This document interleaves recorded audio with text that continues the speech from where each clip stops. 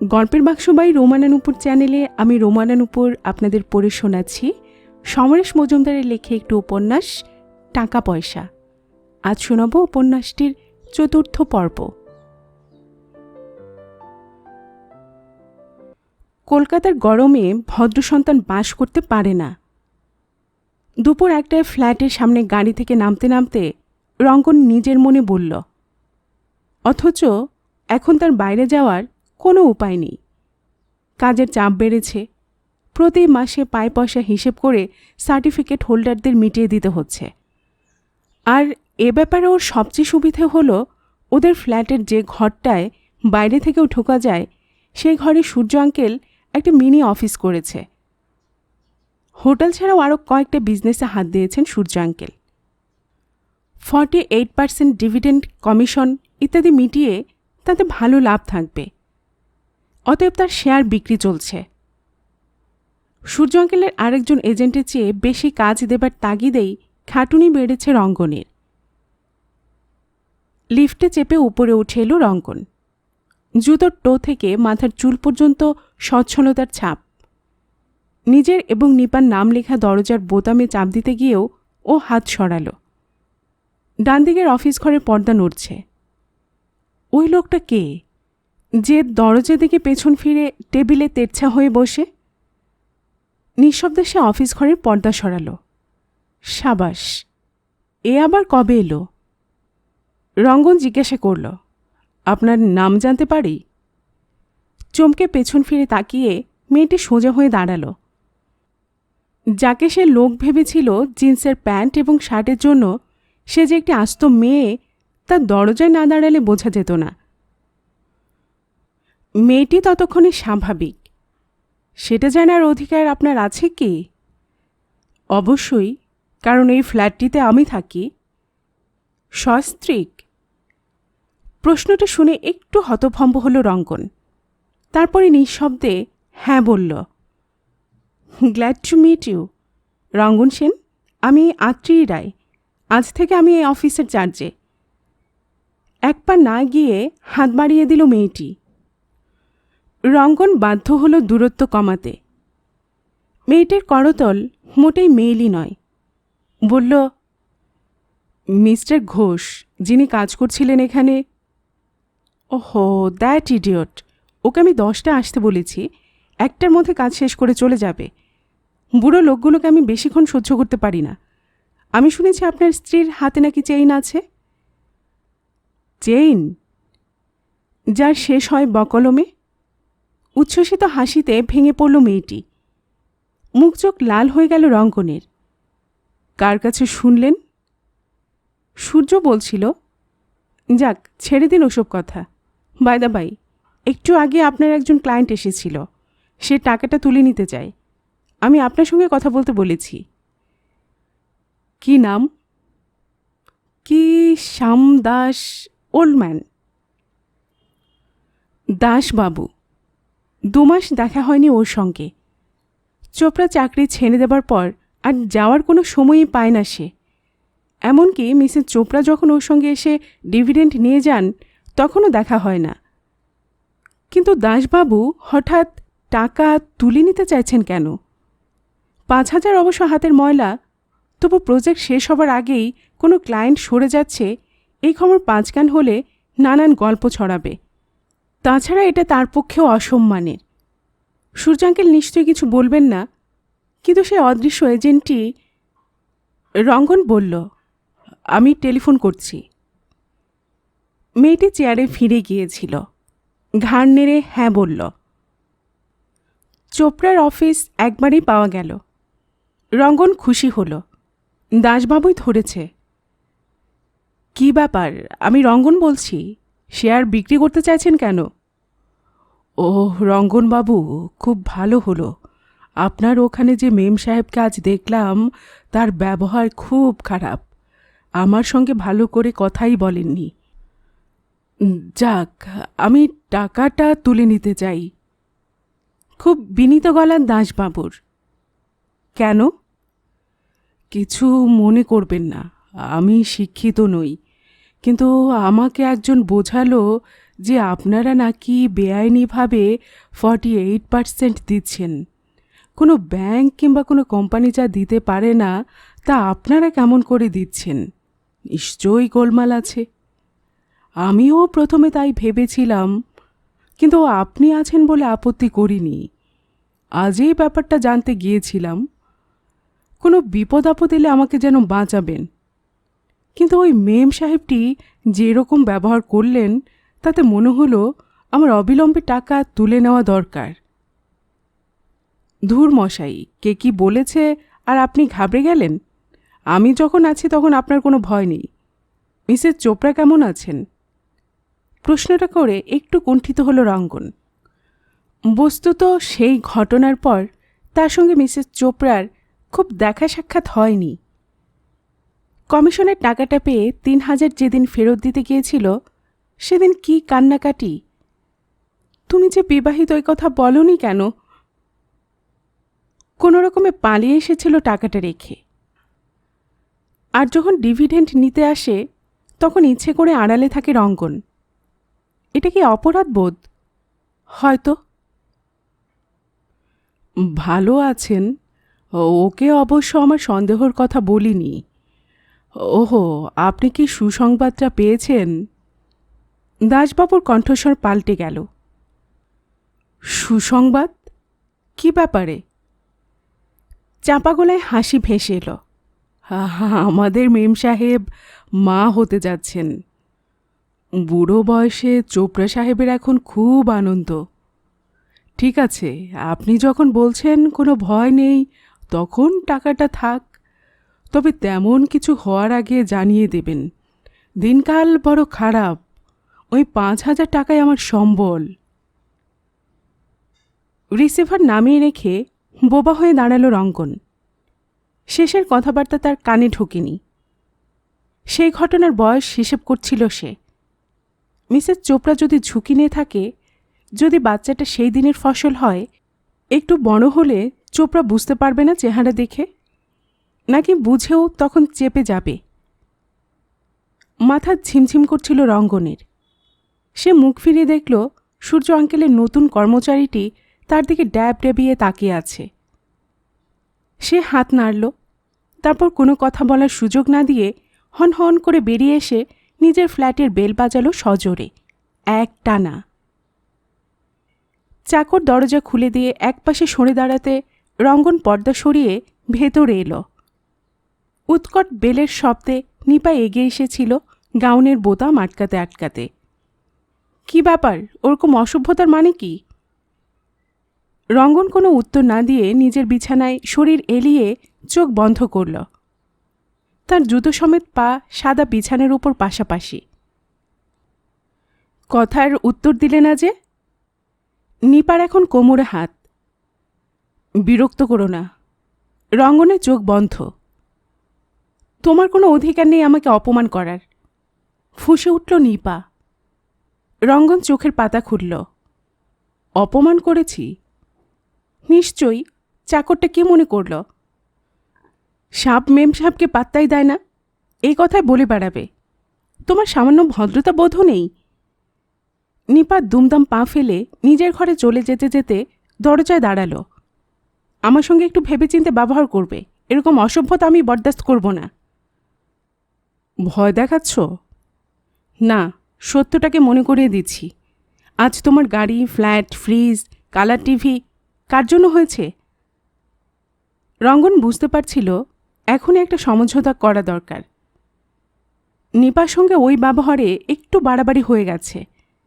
সে উঠে বসে বলল, কিন্তু তোমার সূর্য আঙ্কেল আমাকে না জানিয়ে একটা বাজে মেয়েকে অফিসের চার্জে পাঠাতে পারেন না, তাই না? এবার নিপার মুখে হাসি ফুটল।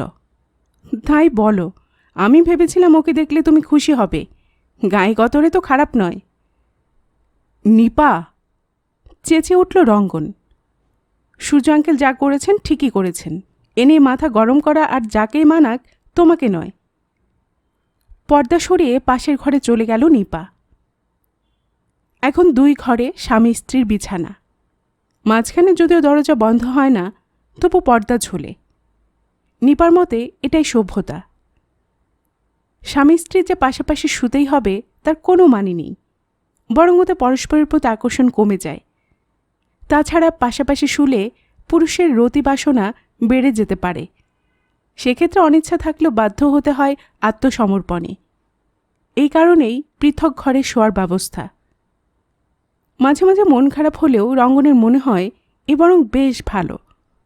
মাঝরাত্রে সে কখন এলো গেল তা নিয়ে নিপার কাছে জবাবদিহি করতে হয় না। ইদানিং নিপারও শরীর সম্পর্কে এক ধরনের শীতলতা এসেছে। বাধ্য না হলেও রাজি হয় না। হঠাৎ রঙ্গনের সন্দেহ হলো অফিস ঘরে যেটিকে বসিয়ে রাখা হয়েছে তার আগমনের পেছনে হয়তো নিপার হাত আছে। রঙ্গনকে ঘরে বাইরে বিকল্প সুখ দেওয়ার আয়োজন হয়তো। এখন আর কোনো আক্ষেপ নেই, কোনো অভাব নেই তার। তবে কমিশন বাবু যা পাচ্ছে তার পুরোটাই খরচ হয়ে যাচ্ছে স্ট্যান্ডার্ড বজায় রাখতে। জমছে না কিছুই। ৬,০০০ টাকা মাসিক আয়ের কথা সে কখনো চিন্তা করতে পেরেছে? হ্যাঁ, এসবই নিপার জন্য হয়েছে, কিন্তু কথাটা এত ঘন ঘন মনে করে দেবার কি দরকার? টেলিফোনটা বেজে উঠতেই অভ্যেসবশে হাতটা চলে গেল। নিপা অবশ্য বারংবার বলেছে এখন টেলিফোন তুমি রিসিভ করবে না, ওদের স্ট্যাটাস কমে যায়। চাকর বাকররা নাম জেনে তোমায় বললে তবে ঠিক করবে তুমি কথা বলবে কি না। মনে থাকে না সব সময়। হ্যালো শব্দটা কানে যাওয়া মাত্র সোজা হয়ে বসল রঙ্গন। তারপর ঘরের দিকে আর চোখে তাকিয়ে বলল, হ্যালো সেন? হ্যাঁ। তোমার কোম্পানিকে ধন্যবাদ। একটু আগে আমি কনফার্মেশন পেয়েছি সুইস ব্যাংকে আমার নামে 2টো ইনস্টলমেন্ট জমা পড়েছে। We are at your service. সঙ্গে সঙ্গে কট করে লাইনটা কেটে গেল। রিসিভার রেখে দিয়ে দীর্ঘ নিঃশ্বাস ছাড়ল রঙ্গন। সবই হলো, কিন্তু ওই মহিলা তাকে কুকুরের সম্মান দিতেও রাজি নন। অথচ ওর 10 লক্ষ টাকা যেদিন সে গোপনে সূর্য আঙ্কেলের কাছে পৌঁছে দিয়েছিল সেদিনের কথা মনে এলেই গায়ে কাঁটা দেয়। মিস্টার গুপ্তার কেসের রায় বেরিয়েছিল। চোপড়া সাহেবের তদারকির ফলে অত বড় পেনাল্টি যা ওপরে তলায় পুনর্বিবেচিত হল এবং শেষ পর্যন্ত নামমাত্র পেনাল্টি করে আগের অর্ডার খারিজ করে দেওয়া হয়েছিল। গুপ্তা সাহেব খুশি হয়ে অবশ্য সমস্ত পায় পয়সা মিটিয়ে দিয়েছিলেন। আগের কথা মতো তিনি চোপড়ার সঙ্গে দেখা করেননি। টাকা পয়সা পেয়ে চোপড়া এত আহ্লাদিত ছিল যে রঙ্গন যখন তার দেরাজ থেকে এ সংক্রান্ত কাগজপত্র সরিয়ে এনে গুপ্তা সাহেবকে ফেরত দিয়েছিল তা প্রথমে নজরে আসেনি। যখন ধরা পড়ল তখন আর কিছুই করার নেই। রঙ্গনকে সন্দেহ করলেও কিছু বলা সম্ভব ছিল না। শুধু আরও ওই ধরনের কাজ এনে দেওয়ার জন্য অনুনয় করেছিল চোপড়া সাহেব। এদিকে মিস্টার গুপ্তার কাজ মিটে যাওয়ার পর রঙ্গন কোনো ছুতো পাচ্ছিল না ও বাড়িতে যোগাযোগ করার। অথচ সূর্য আঙ্কেল তখন ক্রমাগত তাড়া দিচ্ছেন। অন্য এজেন্ট যে পরিমাণ শেয়ার বিক্রি করছে তাতে তিনি রঙ্গনের জন্য বেশি দিন আটকে রাখতে পারবেন না। সুইস ব্যাংকের সম্মতিপত্র এসে গেছে। আর ঠিক তখনই মিসেস গুপ্তার টেলিফোন এলো। নিউ মার্কেটের উপর একটা এয়ার কন্ডিশনড রেস্তোরাঁয় তিনি দুপুর 2:30টায় অপেক্ষা করবেন। সেজেগুজে ঠিক সময়ে হাজির হয়ে একটু হকচকে গিয়েছিল রঙ্গন। গোটা 10 টেবিল, কিন্তু একটিও খদ্দের নেই। এই সময় 2জন লোক এসে কোনার টেবিল দখল করল। তারা খুব নিরীহ দেখতে, বেশি কথাও বলছিল না। ওয়েটারকে অর্ডার দিয়ে গম্ভীর হয়েছিল। মিসেস গুপ্তা এলেন মিনিট 10 পরে। আলখাল্লার মতো ঢোলা পোশাক, মাথায় বড় রুমাল বাঁধা, হাতে ঢাউস ব্যাগ। এর মধ্যে মেনু দেখে এই নির্জনতার কারণ বুঝেছিল রঙ্গন। সাধারণ রেস্তোরাঁ চেয়ে অন্তত 3 গুণ এর খাবারের দাম। উল্টো দিকের চেয়ার টেনে বসে মিসেস গুপ্তা বললেন, সময় নষ্ট করার সময় আমার নেই। আমার জন্য কোনো খবর আছে? দ্রুত পকেট থেকে সূর্য আঙ্কেলের কাছে পাওয়া সুইস ব্যাংকের চিঠিটা বের করে এগিয়ে দিল রঙ্গন। মিসেস গুপ্তার মুখের অর্ধেক রোদ চশমার গোল কাঁচে ঢাকা। সরু আঙুলগুলো চিঠিটাকে ধরল, তারপর ভাঁজ করে ব্যাগে সেটা রেখে দিয়ে বললেন, গুড, কিন্তু এটা যে জাল নয় তা ভেরিফাই করতে সময় লাগবে। তোমাদের প্রজেক্টের সমস্ত কাগজপত্র এনেছ? দুটো আঙুল অবহেলায় সামান্য এগিয়ে এলো। মোটা খামটাম বাড়িয়ে দিল রঙ্গন। এতে সূর্য আঙ্কেলের প্রজেক্টের যাবতীয় তথ্য এবং ফর্মস রয়েছে। সেটাও ব্যাগে চালান করে দিয়ে মিসেস গুপ্তা বললেন, ঠিক 10 দিন পরে ওই লোক দুটি এখানে আসবে। They will carry the cash. অবশ্য এর মধ্যে এগুলো যদি সত্যি বলে প্রমাণ হয় তবেই। 10 দিন পর ঠিক এই সময়। বাই। মিসেস গুপ্তা একটা 10 টাকার নোট টেবিলে ফেলে দিয়ে ওয়েটারকে ইঙ্গিত করে নিচে নেমে গেলেন। রঙ্গন হকচকিয়ে গিয়েছিল। সে চকিতে ঘাড় ঘুরিয়ে দেখল লোক দুটো এক মনে খাবার খাচ্ছে। এ প্রান্তে কি হচ্ছে না হচ্ছে তাতে যেন ওদের কোনো উৎসাহ নেই। আরও কয়েক মিনিট অপেক্ষা করে নিচে নেমে এলো রঙ্গন। মিসেস গুপ্তার কোনো চিহ্ন নেই চারপাশে। লোক দুটোও নামল না। তার মানে কেউ তাকে অনুসরণ করছে না। কিন্তু এই লোক দুটোর পরিচয় কি? মিসেস চোপড়া কি বিশ্বাসে এদের হাতে টাকা দেবেন? রঙ্গনের মনে হচ্ছিল একটা বিরাট জালের মধ্যে সে পা বাড়াচ্ছে। তার মনে হলো লোক দুটোকে যত নির্বিকার মনে হচ্ছিল তত নির্বিকার নয়। কোথায় যেন পড়েছিল, শ্রেষ্ঠ শয়তানকে নাকি ঈশ্বরের মতো দেখতে। মহিলা স্বামীকে লুকিয়ে টাকা খাটাবেন এবং সুইস ব্যাংকে ডিভিডেন্ড জমাবেন। আবার এসব সন্দেহজনক লোক ওর হয়ে কাজ করছে। এ ব্যাপারে জড়িও না রঙ্গন।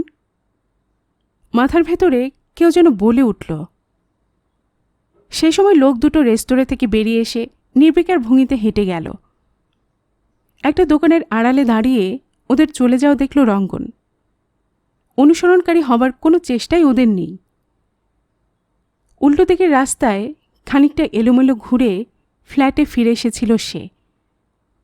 সূর্য আঙ্কেল তখন অফিসে বসে। দেখা হওয়া মাত্র জিজ্ঞাসা করলেন, ক্লায়েন্ট কি বলে? রাজি হয়েছে, 10 দিন পরে টাকা পাওয়া যাবে। কিন্তু কিন্তু রঙ্গন বলতে গিয়েও চেপে গেল। সূর্য আঙ্কেলের কাছে নিজের দুর্বলতা প্রকাশ করা উচিত হবে না। সে বলল, কিন্তু উনি ব্যাংকের ব্যাপারটা খোঁজখবর নিয়ে তবে টাকা দেবেন। ও এই ব্যাপার, ওটা স্লেটের মতো পরিষ্কার। চিঠিটা দাও। চিঠি? ও হ্যাঁ, উনি চিঠিটা রেখে দিয়েছেন। রেখে দিয়েছেন? গড, তুমি রাখতে দিলে কেন? এখনও উনি আমাদের শেয়ার হোল্ডার হননি।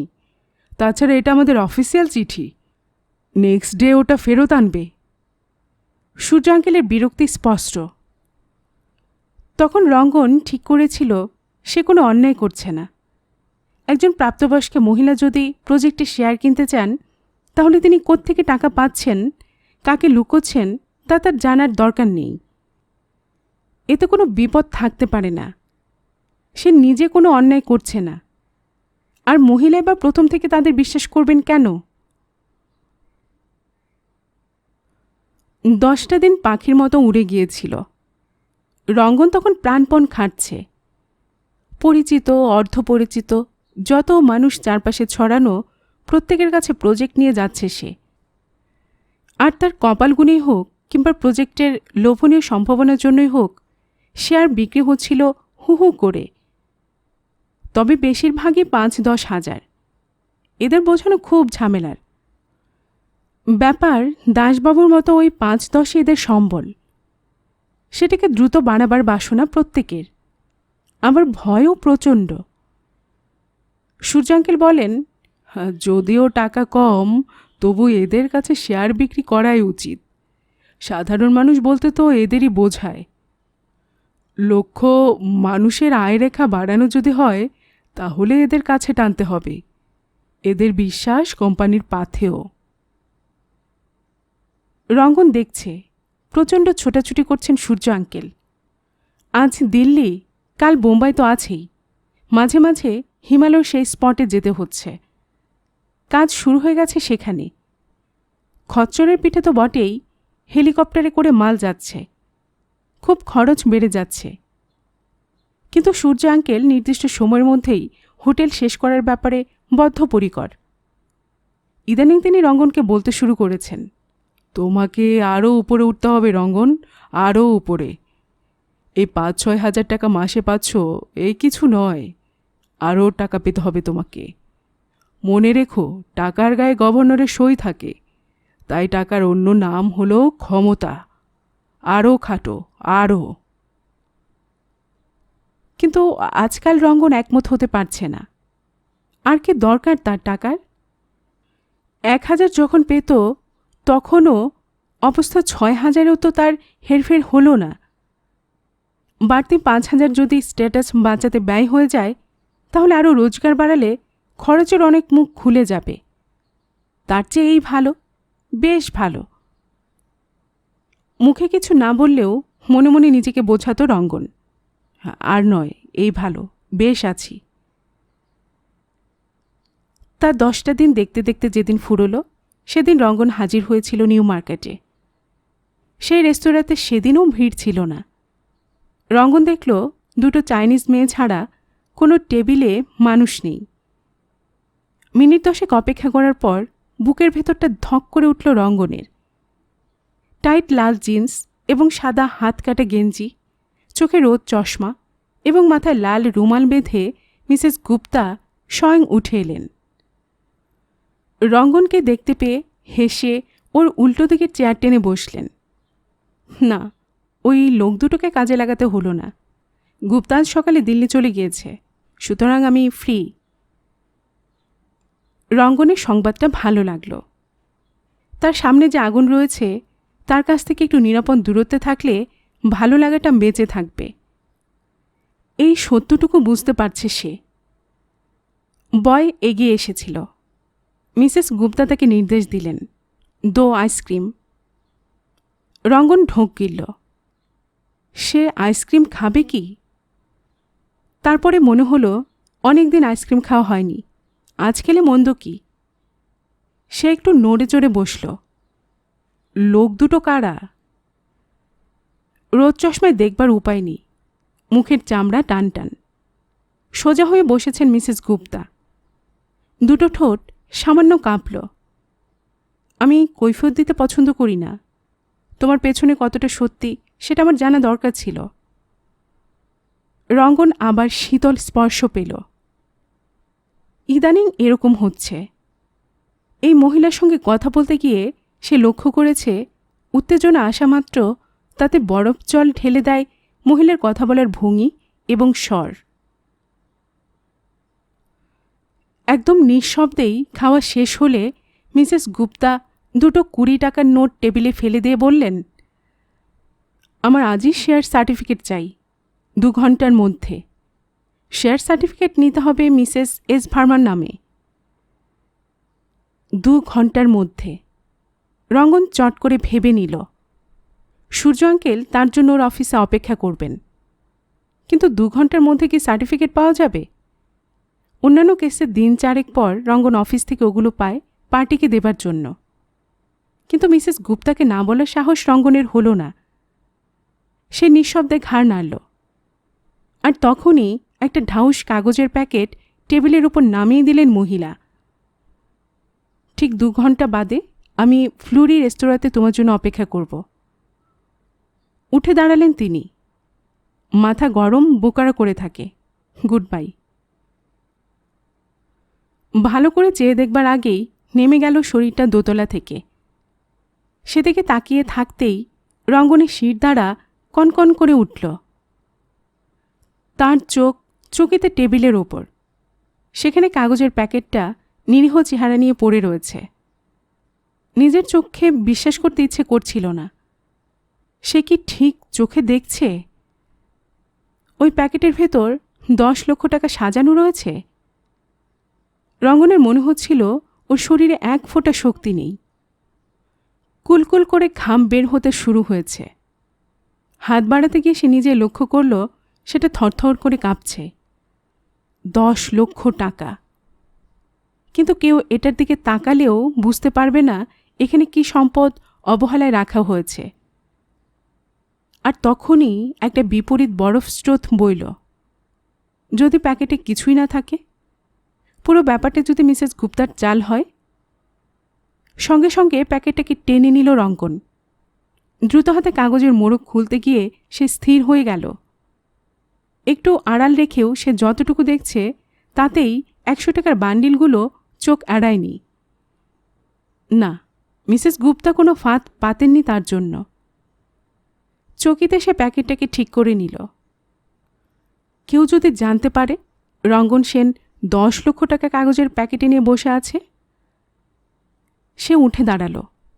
দাঁড়াতেই মনে হলো হাঁটু কেমন আলগা হয়ে যাচ্ছে, যেন তার নিচে শরীরের অংশগুলো সব অকেজো হয়ে গেছে। প্রায় টলতে টলতে প্যাকেটটাকে 2 হাতে আঁকড়ে সিঁড়ি বেয়ে নেমে এসেছিল রঙ্গন।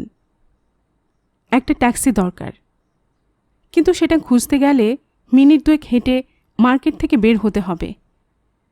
খদ্দেরদের ভিড় মার্কেটের প্যাসেজগুলোয়। রেস্তোরাঁর দরজায় দাঁড়িয়ে সেই চলমান ভিড়ের দিকে তাকিয়ে খুব অসহায় বোধ করছিল রঙ্গন। মানুষের মধ্যে কার পকেটে ছুরি কিংবা রিভলভার থাকে তা কে জানে। একটা ব্যাংক ডাকাতি করেও তো অনেক সময় এত টাকা একসঙ্গে পাওয়া যায় না। রঙ্গন প্রাণপণে এমন ভঙ্গিতে হাঁটার চেষ্টা করল যেন আলু কুমড়ো নিয়ে যাচ্ছে, এবং কয়েক পা এগুতেই সে হোঁচট খেতে খেতে বেঁচে গেল। সেই লোক দুটো। না, তার ভুল হয়নি। সেদিনের রেস্তোরাঁয় বসে গম্ভীর মুখে খেয়ে যাওয়া লোক দুটো এখন তার চলার পথে দাঁড়িয়ে আছে। কি উদ্দেশ্য ওদের? মিসেস গুপ্তা কি ওদের পাঠিয়েছেন তার উপর নজর রাখতে? সে তো 10 লক্ষ টাকা নিয়ে হাওয়া হয়ে যেতে পারত। তাই এই পাহাড়ের ব্যবস্থা না করে মিসেস গুপ্তা নিশ্চিন্ত হননি। মাথা গরম বোকারা করে থাকে। মাথা গরম করা মানে টাকাটা নিয়ে হাওয়া হয়ে যাওয়া, এবং সেটা এক্ষেত্রে বোকামি। কোনো রকমে নিউ মার্কেটটা পার হয়ে এলো রঙ্গন। লোক দুটো যে তাকে অনুসরণ করছে এটা লুকোবার কোনো চেষ্টাই করল না। খুব কাছাকাছি একজন এবং একটু দূরে আরেকজন অন্যমনস্ক হবার ভান করেও সেটে রয়েছে। রঙ্গন কিন্তু স্বস্তি পাচ্ছিল। এই লোক দুটো তাকে ছিনতাইকারীদের হাত থেকে বাঁচাবে।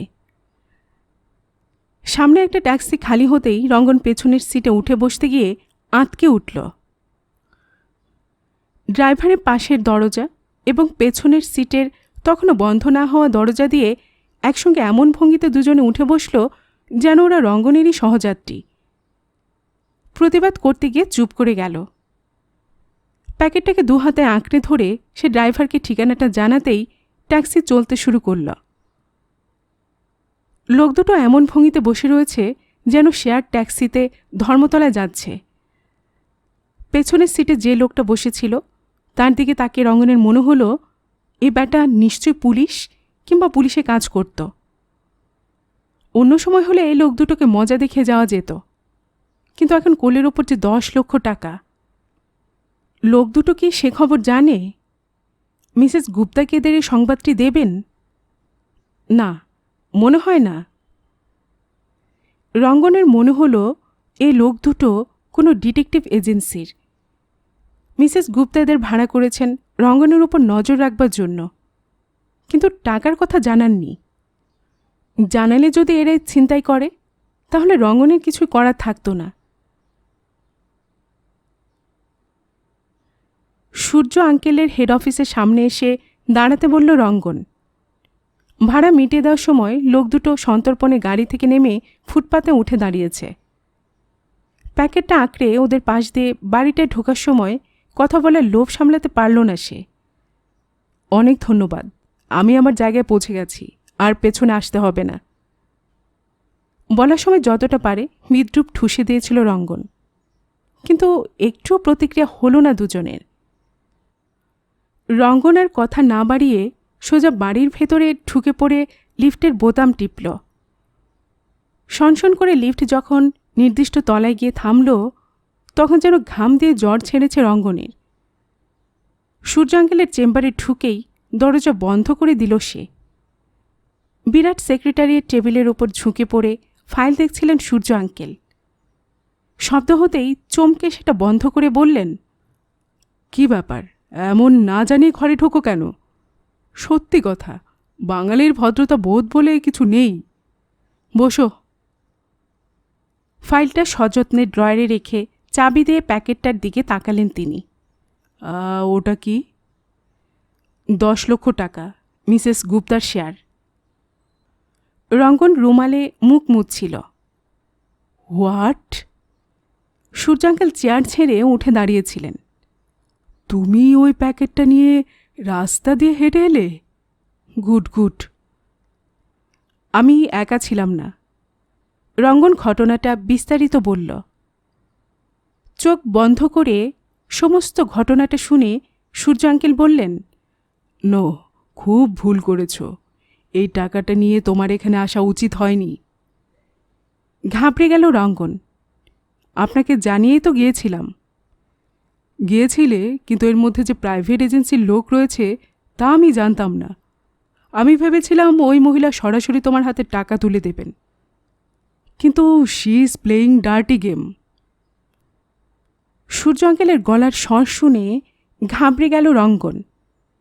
এখন যদি টাকা ফেরত দেওয়ার কথা উনি বলেন, তাহলে বিরাট বিজনেস হারাবে রঙ্গন। সে তাড়াতাড়ি বলে উঠল, উনি আমার প্রোটেকশনের জন্য ওই ব্যবস্থা করেছেন। ওরা থাকায় আমার খুব সাহায্য হয়েছে। সূর্য আঙ্কেল রঙ্গনের মুখের দিকে স্থির দৃষ্টিতে তাকিয়ে কেটে কেটে বললেন, এই মুহূর্তে যদি পুলিশ ওই দরজা নক করে, তাহলে ওই টাকার মালিক হিসেবে তুমি কার নাম করবে? কেউ যদি ডায়েরি করে থাকে তার 10 লক্ষ চুরি গেছে, তাহলে জেলের ঘানি থেকে তোমাকে কে বাঁচাবে? রঙ্গন আর ভাবতে পারছিল না। মিসেস গুপ্তা খামোখা এসব করতেই বা কেন যাবেন তা সে বুঝতে পারছিল না। তবে একথা ঠিক, এই টেবিলের ওপর 10 লক্ষ 42 টাকা পড়ে আছে। রঙ্গনের মাথায় চট করে মতলবটা খেলে গেল। আচ্ছা, আমরা যদি ওর নামে শেয়ার ইস্যু করে ফেলি, তাহলে এই টাকাটা আর বেওয়ারিশ থাকবে না, তাই তো? কথাটা শুনে সূর্যাঙ্কেল হাসলেন। কিন্তু তুমি সেদিন বলেছিলে মহিলার পরিচিতি গোপন রাখতে। সেক্ষেত্রে ওর নাম আমরা খাতায় এন্ট্রি করতে পারছি না। যাক, যখন এনে ফেলেছ আজ, আর কি করা যাবে?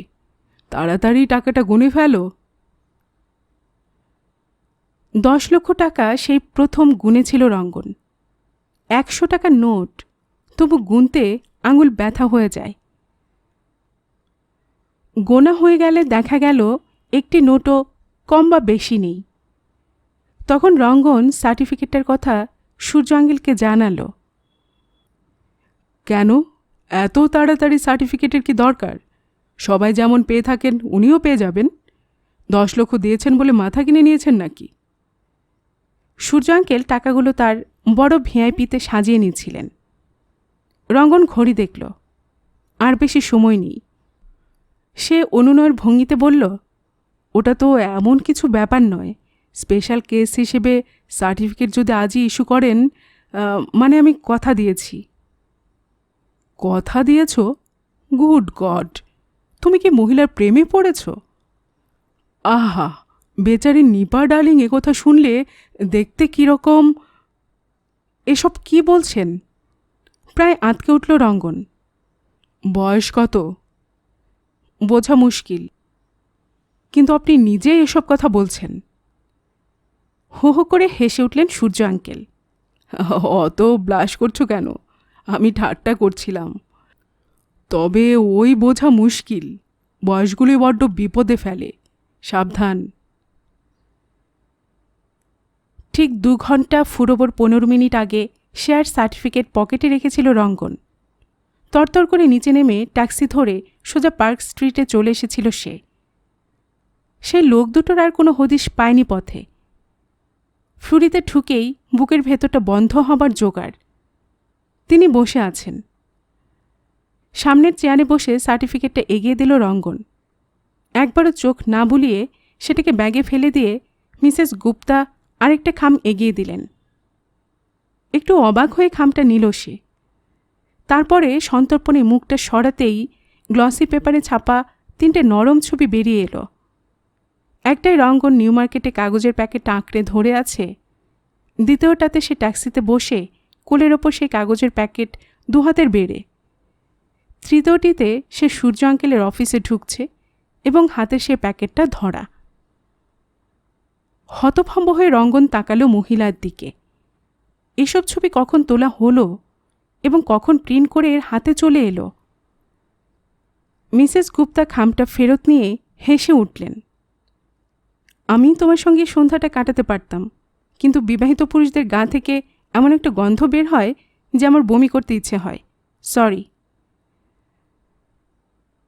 কয়েক সেকেন্ড বাদে যখন মিসেস গুপ্তার চিহ্ন ধারে কাছে নেই, তখন রঙ্গন পার্ক স্ট্রিটের ফুটপাতে দাঁড়িয়ে চুলে আঙুল বোলাচ্ছিল।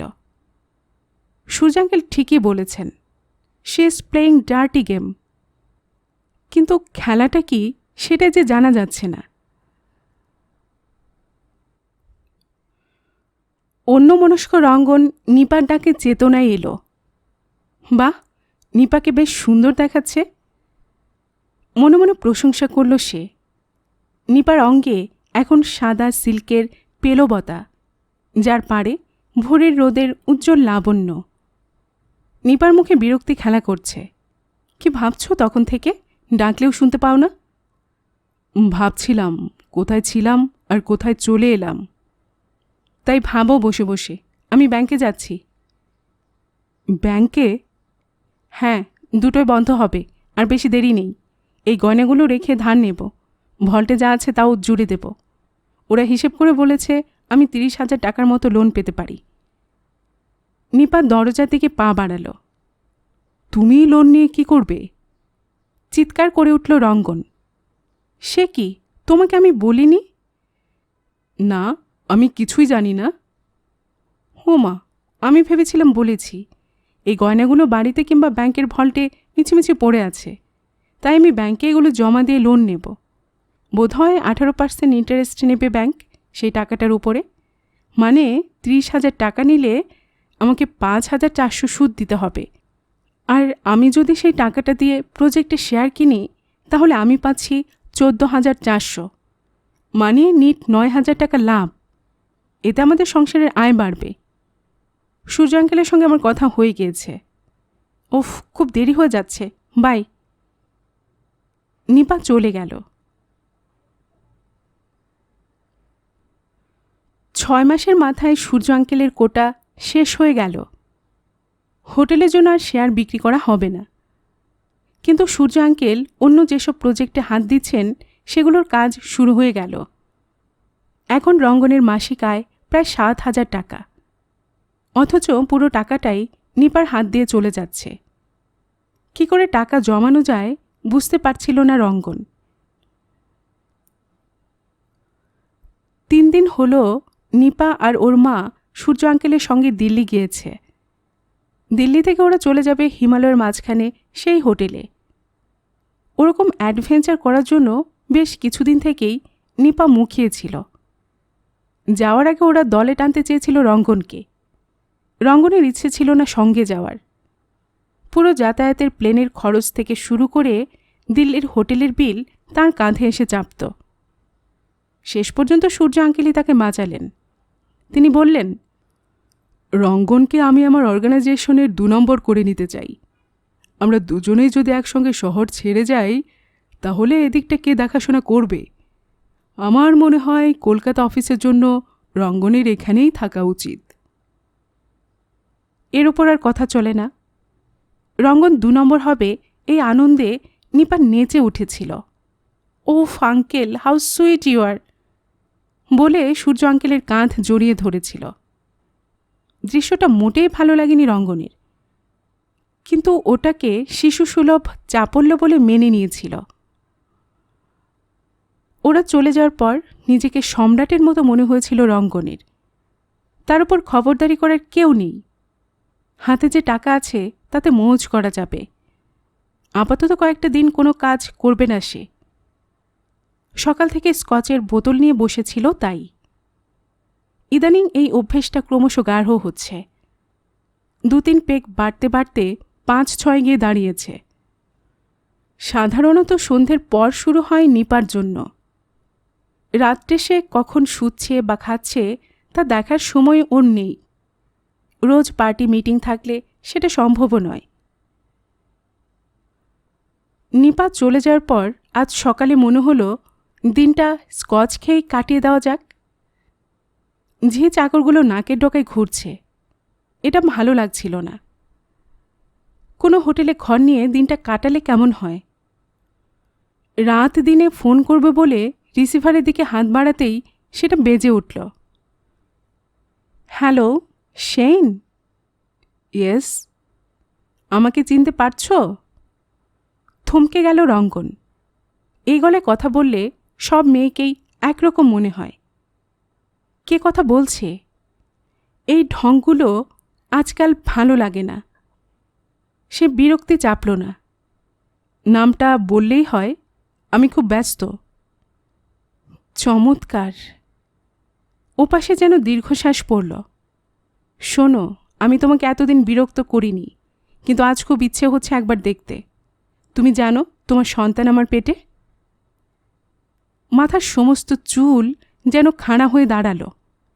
মিসেস চোপড়া। এই মুখটাকে একটু একটু করে বেশ ফুলেছিল সে। রঙ্গনের সন্তান ওর পেটে। মিথ্যে কথা। ব্যাপারটা যে সম্পূর্ণ সাজানো নয় তার প্রমাণ কি? তাকে ফাঁদে ফেলার মতলব। কিন্তু কী জন্য? টাকা চাই? প্রশ্নটা করেই নিজের মনে উত্তর দিয়ে ফেলল সে। মিসেস চোপড়া টাকার জন্য তাকে ফাঁসাবেন না। কি করে এই বিশ্বাস এলো সে জানে না, কিন্তু বিশ্বাসটাকে মিথ্যে ভাবতে ইচ্ছে হচ্ছে না। কি চাই আপনার? রঙ্গন দাঁতে দাঁত চাপল। চাইব? কিছু চাওয়ার নেই আমার। না চাইতে তো শরীরে পেয়েছি।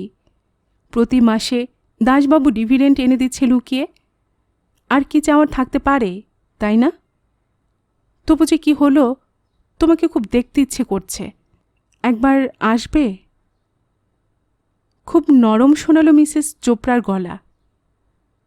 কোথায়? আমার এখানে, যে ঘরে তুমি শেষবার এসেছিলে। চোপড়া সাহেব নেই? থাকলে কি তোমাকে ডাকতে পারতাম? আজ সকাল থেকে ও খুব ব্যস্ত একটা কেস নিয়ে, সন্ধ্যের আগে ফিরতে পারবে না। তুমি বাইরে এসো, এই ধরো রাত দিনে। রঙ্গন ওই বাড়িটার কাছাকাছি হতে চাইছিল না। সে নিজে ক্রিমিনাল নয়। মিসেস চোপড়া চেয়েছিল বলেই সেই ঘটনাটা ঘটে গিয়েছিল। তবু বারবার ওই ঘরে যাওয়ার কোনো অর্থ নেই। আমার পক্ষে বেশি হাঁটাহাঁটি সম্ভব নয় যে। কেন? এসে দেখো। তোমার ভয় নেই চোপড়া ফিরবে না? সে ক্লায়েন্টের কেস তাকে তুমি এনে দিয়েছিলে। ওর কেস নাকি খুব খেটে করতে হয়। কার কেস? রঙ্গনের গলায় নিরাশক্তি। সে যে মিস্টার গুপ্তা, যার প্রচুর টাকা আছে। মাথার ভেতরটা ঝনঝন করে উঠল রঙ্গনের। চোপড়ার সঙ্গে মিস্টার গুপ্তার যোগাযোগ হয়েছে। তাকে বাদ দিয়ে চোপড়া কাজ করছে। গুপ্তা বলেছিল যে সে নিজের পরিচয় গোপন রাখতে চায়। এক্ষেত্রে কি হলো? রঙ্গনের মনে হচ্ছিল এরা দুজন তাকে লেঙ্গি দিয়েছে। উত্তেজনাটা মাথার মধ্যে হঠাৎ এমন পাক খেল যে সে চিৎকার করে উঠল, অলরাইট, আমি যাচ্ছি। আর তখনই কলিং বেল বেজে উঠল। রিসিভার নামাতে নামাতে রঙ্গন শুনল চাকরটা ছুটে যাচ্ছে দরজা খুলতে। এখন মাত্র 11টা। এ সময় আবার কে এলো? স্কচের গ্লাসটা তুলে এক চুমুকে খালি করে হাতে উল্টো পিঠ দিয়ে ঠোঁট মুছল রঙ্গন। চাকরটা তখন দরজায়। সাব, অফিসবালা মেমসাব আয়া। চোখ কুচকে তার দিকে তাকালো রঙ্গন। অফিসবালা মেমসাব মানে আত্রি? সোফা ছেড়ে উঠতে গিয়ে মনে হলো বেশি কষ্ট হবে। এভাবে গায়ে এলিয়ে শুয়ে থাকতেই আরাম। সে ইশারা করল ওকে ভেতরে পাঠিয়ে দেওয়ার জন্য। চোখের পলক ফেলতে না ফেলতেই আত্রি দরজায়। মর্নিং। এভাবে বিরক্ত করার জন্য দুঃখিত। আমি টেলিফোনও করতে পারতাম, কিন্তু পাশের ঘর থেকে টেলিফোনে কথা বলবো, বিশেষ করে আপনি যখন একা। মোহিনী হাসবার চেষ্টা করল আত্রি। নেশা যে হয়েছে তা বুঝতে পারছে রঙ্গন, নইলে আত্রিকে তার সুন্দর লাগছে কেন? শরীরে সম্পদ আছে মেয়েটার, কিন্তু মুখ, ওই মুখের দিকে তাকালে অন্ধ না হলে হৃদয় প্রেম জাগা মুশকিল। হাত বাড়িয়ে সোফা দেখিয়ে দিল রঙ্গন। বসো। বাহ, কি সুন্দর বললেন আপনি। এতদিন ধরে যে কেন অমন ব্যবহার করেছিলেন বুঝতে পারছিলাম না। মিসেস সেনকে এত ভয় করেন আপনি? বলতে বলতে সোফায় শরীর এলিয়ে দিয়ে পায়ের ওপর পা তুলে দিল আত্রি। তারপর বলল, কি খাচ্ছেন? স্কচ খাবে? হুম, ওটি পারবো না। সূর্য পারেনি আমাকে খাওয়াতে, তো আপনি। যাক, যে জন্য এসেছিলাম। আপনি সূর্যের কাছ থেকে কোনো খবর পেয়েছেন? কি খবর? ওরা ঠিকঠাক পৌঁছেছে কি না? কোনো দরকার নেই আমার। হেসে উঠল আত্রি। খুব সাহস দেখছি। সূর্য বলেছে আপনাকে রাস্তা থেকে তুলে এখানে বসিয়েছে ও। তখন খুব বোকা ছিলেন আপনি। সূর্য আঙ্কেলে কথা বলেছে? আমি বিশ্বাস করি না। রঙ্গনের গলার স্বর জড়িয়ে আসছিল। কিন্তু তুমি ওকে সূর্য সূর্য বলো কেন? হি ইজ আওয়ার বস। তাছাড়া তোমার চেয়ে অনেক বড় বয়সে। আবার খিলখিলিয়ে হেসে উঠল আত্রি। হাসির দমকে কাঁধ থেকে আঁচল খসে গেল। বিশাল কিন্তু তীক্ষ্ণ স্তন কাঁপছিল থরথরিয়ে। আঁচলটা টেনে নিতে নিতে হাসি থামালো সে। আমরা বন্ধু। এই শরীরটার জন্য আমি বন্ধুত্ব কিনেছি। অতএব আমার সঙ্গে ওর সম্পর্ক খুব নিবিড়, বুঝলেন মশাই? আপনার সঙ্গে বাজে কথা বলতে আমি আসিনি। কাল থেকে সূর্যকে ট্রাঙ্কল করে করে আমি হয়রান হয়ে গেলাম। আপনার স্ত্রী শাশুড়িকেও লাইনে পাচ্ছি না। যে হোটেলে ওদের ওঠার কথা সেখানে ওরা ওঠেনি। বোতল থেকে আর কিছুটা গ্লাসে ঢেলে জল মিশিয়ে রঙ্গন বলল, দিল্লিতে হোটেল একটাই নেই, এ নিয়ে চিন্তা করার কোনো মানে হয় না। আত্রির ব্লাউজের ভেতর থেকে রুমাল বের করে সযত্নে চিবুকের ঘাম মুছল। মানে হতো না যদি গতকাল হেড অফিসে ফোন করে কানেকশন পেতাম। রিং হচ্ছে অথচ কোনো স্টাফ ধরছে না। ফলে নিজেই গেলাম সেখানে। সামনের মাস শুরু হতে 3 দিন বাকি। ডিভিডেন্ড যাদের দিতে হবে তাদের লিস্ট সময় মতো পাঠিয়ে দিয়েছে। সেটা সূর্য অ্যাপ্রুভ না করে গেলে মুশকিলে পড়তে হবে। গিয়ে দেখলাম অফিসের দরজায় তালা ঝুলছে। স্টাফরা সামনে ভিড় করে দাঁড়িয়ে। কে তালা দিল, চাবি কার কাছে, কেউ বলতে পারছে না। সূর্যের সঙ্গে কথা না বললে তালা ভাঙতেও পারছি না। সমস্ত ব্যাপারটাই রহস্যজনক। তাই ট্রাঙ্কলে সূর্যকে খুঁজেছি। এবার বুঝতে পারছেন? এক ঢোক হুইস্কি গলা দিয়ে চালান করতে করতে রঙ্গন বলল, কেউ হয়তো ইয়ার্কি মেরেছে, তালা ভেঙে ফেলুন। আপনি হুকুম দিচ্ছেন? ইয়েস। কিন্তু সূর্য? ওহ, আমি এই অর্গানাইজেশনের নাম্বার 2। আমি যখন বলছি তখন আপনার দ্বিধা হচ্ছে কেন? সূর্য আঙ্কেলের সঙ্গে আপনার যা সম্পর্কই থাকুক, এখানে আমি আপনার সিনিয়র। যান, যা বলছি তাই করুন। চিৎকার করে উঠল রঙ্গন। বেশ, কিন্তু আপনি রিটেন অর্ডার দিন। কেন? আমার মুখের কথার দাম নেই? ও, অফিসিয়াল রেকর্ড? আপনাকে দেখেও তো মনে হয় না বুদ্ধির ব্যবহার জানেন। বেশ, ওখানে কাগজ কলম রয়েছে, লিখে আনুন, সই করে দিচ্ছি। হাত বাড়িয়ে টেবিলটা দেখিয়ে দিল রঙ্গন। স্প্রিংয়ের মতো উঠে গেল আত্রি। টেবিলে ঝুঁকে খসখস করে লিখে নিয়ে রঙ্গনের সামনে বাড়িয়ে দিল। রঙ্গন ওর মুখের দিকে তাকিয়ে বিড়বিড় করল, আর কি বললে? এই মাসে ডিভিডেন্ড দেওয়া যাবে না? তাহলে তো তালা ভাঙতেই হবে। হাত বাড়িয়ে কাগজটা নিল সে। রঙ্গন সেন এই মর্মে হুকুম দিচ্ছে যে তালা ভেঙে অফিসের স্বাভাবিক কাজকর্ম শুরু করতে। তলায় সই করে দিল রঙ্গন। হঠাৎ ওর মনে হলো নেশার ভার যেন খুব দ্রুত পাতলা হয়ে যাচ্ছে। আত্রি চলে যাচ্ছিল। রঙ্গন ডাকল, শোনো, যেভাবেই হোক তুমি ব্যাপারটা ম্যানেজ করো। আমি তোমার উপর নির্ভর করছি। আত্রে চলে যাওয়ার পর কিছুক্ষণ ঝুম হয়ে পড়ে রইল রঙ্কন। ব্যাপারটা কি হলো? সূর্য আঙ্কেল কি এসব জানেন? আজ বাদে কাল শেয়ার হোল্ডাররা ডিভিডেন্ড নিতে আসবে, তাদের সামলাবে কে? কোথাও নিশ্চয়ই ভুল হয়ে গেছে। তেমন দরকার হলে আজ বিকেলের ফ্লাইটে সে দিল্লি যাবে। হুইস্কির বোতলের দিকে তাকিয়ে মাথা নাড়ল সে। তারপর উঠে দাঁড়াল।